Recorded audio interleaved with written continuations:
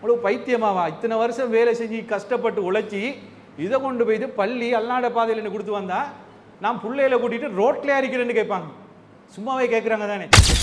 அதே மாதிரி இன்னும் சொர்க்கத்துக்கு ஆசைப்பட்ட பெண்களில் ஒரு பெண் தான் அபூ தஹ்தா ரலியல்லாஹு அன்ஹுடைய மனைவி உம்மு தஹ்தா. உம்மு தஹ்தா ரலியல்லாஹு அன்ஹா அவங்க இவங்க வந்து சொர்க்கத்தில் இவங்களை எடுத்து காட்டப்பட்டுச்சு.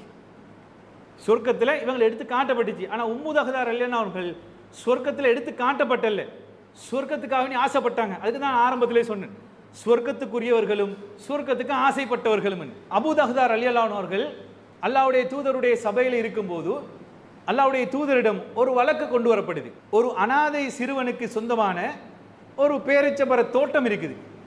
அந்த தோட்டத்துக்கு அந்த அனாதை சிறுவன் என்ன செய்யறாருன்னு சொன்னா வேலி அமைக்க போறாரு. வேலி அமைக்கும் போது அவருடைய தோட்டத்தில் இருக்கக்கூடிய ஒரு பேரிச்ச மரம் பக்கத்து தோட்டத்தில் இருக்கக்கூடிய அவருடைய பக்கம் அந்த மரம் சாஞ்சிருக்குது, வேலி அடிக்க முடியாது. இப்போ இந்த வழக்கு அல்லாஹ்வுடைய தூதரிடம் கொண்டு வரப்படுது.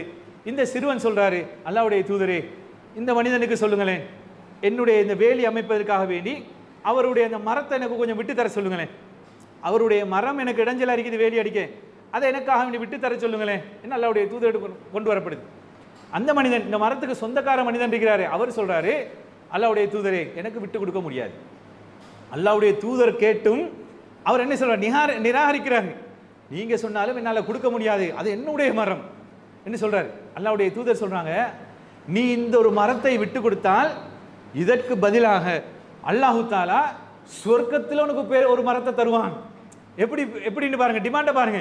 இங்க நீ இந்த மரத்தை விட்டு கொடு, இதுக்கு பதிலாக அல்லாஹு தாலா சொர்க்கத்தில் ஒரு மரத்தை தருவான்டா. சொர்க்கத்துக்கு தானே ஆசைப்படணும். சொர்க்கத்தில் ஒரு மரம் கிடைக்கும் என்று சொன்னால் இவர் சொர்க்கம் என்றது உறுதியாகுது. எனக்கு சொர்க்கத்தில் ஒரு மரம் கிடைக்குது என்று சொன்னா நான் சொர்க்கத்துக்கு போனாதானே அந்த மரத்தை எனக்கு அனுபவிக்க முடியும். இந்த மனுஷன் அதை யோசிக்கல, இவர் முடியாதுன்றே சொல்றாரு. எப்படி வாய்ப்பு, சொர்க்கத்துக்கு போற வாய்ப்பு கிடைச்சும் இவர் என்ன செய்யறாரு, விட்டு கொடுக்கல. அந்த இடத்துல அபூ தஹ்தா ரலியல்லாஹு அன்ஹு பார்க்குறாங்க, அல்லாஹ்வுடைய தூதர் கேட்டும் இந்த மனுஷன் விட்டு கொடுக்கலையே என்ற ஒரு கவலையில அல்லாஹ்வுடைய தூதரிடம் போய் கேட்குறாங்க, அல்லாஹ்வுடைய தூதரே, எனக்கு விருப்பமான பைருஹான்னு சொல்லக்கூடிய பேரிச்சமர தோட்டம் எனக்கு விருப்பமானது. அதில் தான் என்னுடைய வீடு இருக்குது, அதில் தான் என்னுடைய வீட்டுக்கு தேவையான கிணறு இருக்குது, நான் நீர் பாவிக்கக்கூடிய கிணறு இருக்குது. இந்த ஒரு மரத்துக்காக வேண்டி என்னுடைய இந்த பைருஹான்னு சொல்லக்கூடிய ஒட்டுமொத்த மரத்தையும் நான் விட்டு கொடுக்குறேன்.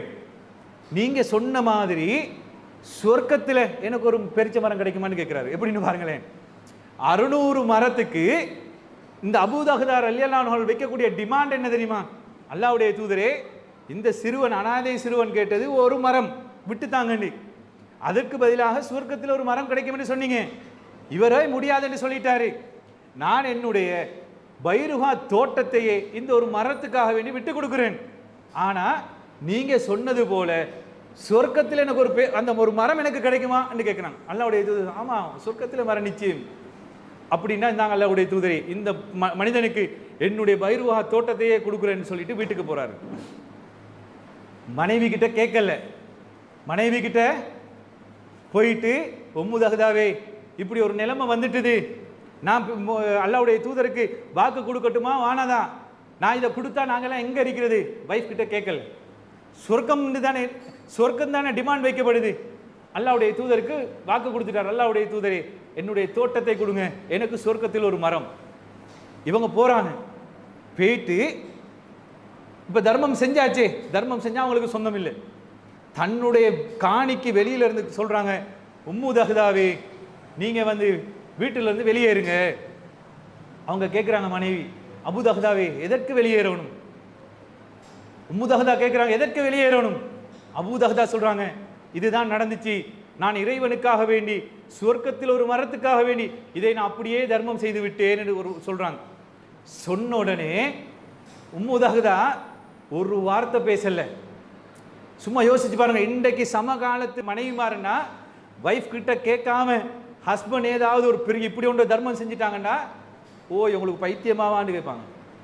இதானே கேட்குற கேள்வி, உங்களுக்கு பைத்தியமாவா, இத்தனை வருஷம் வேலை செஞ்சு கஷ்டப்பட்டு உழைச்சி இதை கொண்டு போய்ட்டு பள்ளி அல்லாட பாதையில் என்ன கொடுத்து வந்தா நான் பிள்ளையில கூட்டிட்டு ரோட்ல அரிக்கிறேன்னு கேட்பாங்க. சும்மாவே கேட்குறாங்க தானே.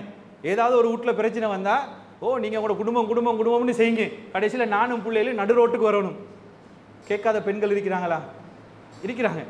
கேட்காத மாப்பிள்ளை மாதிரி இருக்கிறீங்களா? கேட்டிருப்பீங்க. குடும்பத்துக்கு செஞ்சாலே சில குடும்பங்களில் தண்ட தாய்க்கு கணவனை பெற்ற தாய்க்கு உதவி செய்கிறத விரும்பாத எத்தனையோ மனைவி மாதிரி இருக்கிறாங்களா இல்லையா ஜிப்ரிடானா? இருக்கிறாங்க தானே? இது இவ்வளவு பிரச்சனை வருது. இப்படியாப்பட்ட நிலைமையில உம்மு தஹ்தா என்ன தெரியுமா சொல்றாங்க? அபூ தஹ்தாவே நல்ல லாபம் கிடைக்கக்கூடிய ஒரு வியாபாரத்தை செஞ்சுட்டு வந்திருக்கிறீங்க, எப்படி பதில்னு பாருங்களேன். இப்படி வைஃப் மார் கிடைச்சா மாப்பிள்ளை எப்படி இருப்பாங்க, ஹஸ்பண்ட் மார் எப்படி கெத்தா இருப்பாங்க. அவங்க சொல்றாங்க, அபூ தஹ்தாவே நல்ல லாபம் கிடைக்கக்கூடிய வியாபாரத்தை செஞ்சுட்டு வந்திருக்கிறீங்க என்று சொல்லிட்டு பிள்ளைகள்ட கையை பார்க்குறாங்க.